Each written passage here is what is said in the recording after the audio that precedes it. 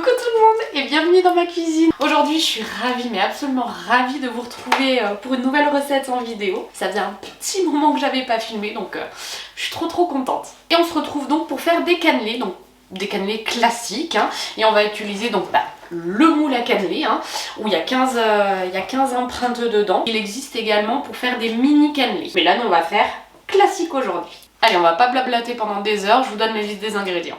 Alors pour la recette, on va avoir besoin de 450 g de lait, de 30 g de beurre, de 40 g de rhum ambré, d'une cuillère à café de vanille liquide, de 100 g de sugarly ou de 200 g de sucre classique, de 2 œufs, d'un jaune d'œuf et de 140 g de farine. Donc c'est pas une recette qui est très compliquée, hein. Il n'y a pas beaucoup d'ingrédients et c'est assez rapide à faire. Il y a juste après un petit temps de repos à respecter au frigo. Personnellement je choisis le truc le plus simple et le plus rapide. Je laisse 1 heure, voire 1 heure et demie, 2 heures au frigo. Mais on peut complètement laisser beaucoup plus, voire une nuit au frigo sans souci. Allez, c'est parti! Allez, dans un premier temps, on va faire chauffer le lait à la casserole sans le faire bouillir. Une fois que le lait est chaud, on va pouvoir rajouter le beurre, le rhum et la cuillère à café de vanille. Et ensuite, on va laisser chauffer pendant 2 à 3 minutes. Allez, une fois que tout le mélange est bien chaud, hop, je le verse dans mon cul de poule. Et je rajoute le sucre. Et je viens battre au fouet. Ensuite, je vais pouvoir rajouter les œufs.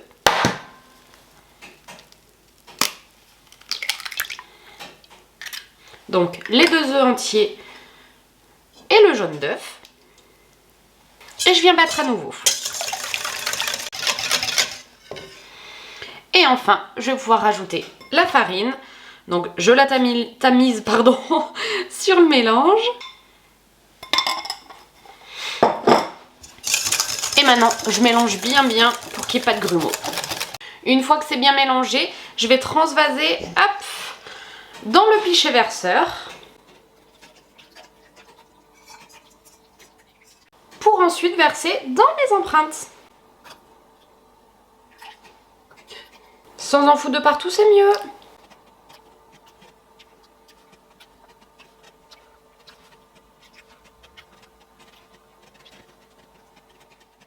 Une fois que toutes les empreintes sont bien garnies, et on va mettre au frigo au moins 1 heure, si ce n'est plus, 2 heures, 3 heures, bref, on peut y laisser, comme je vous disais tout à l'heure, toute la nuit. À tout à l'heure!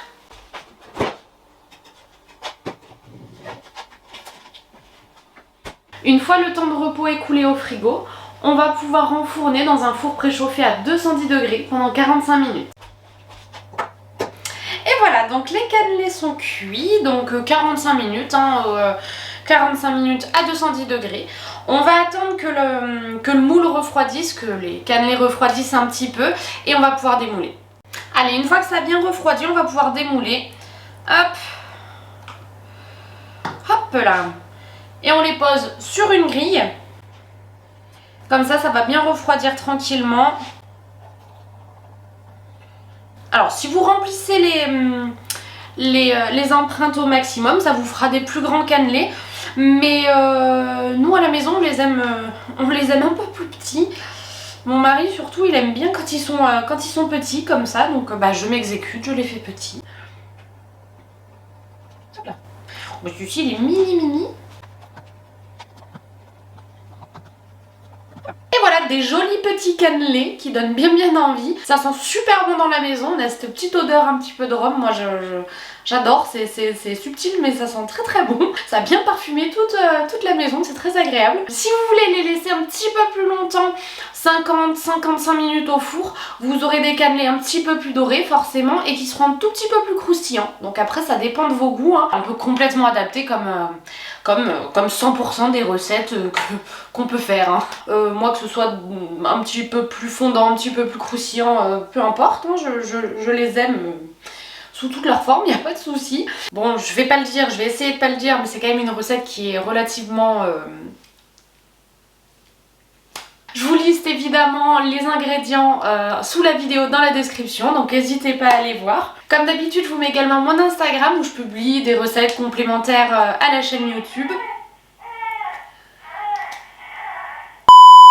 Évidemment, n'hésitez pas à vous abonner, à commenter, à partager, à liker, tout ça. Et on se retrouve le mois prochain pour une nouvelle recette. Bye bye!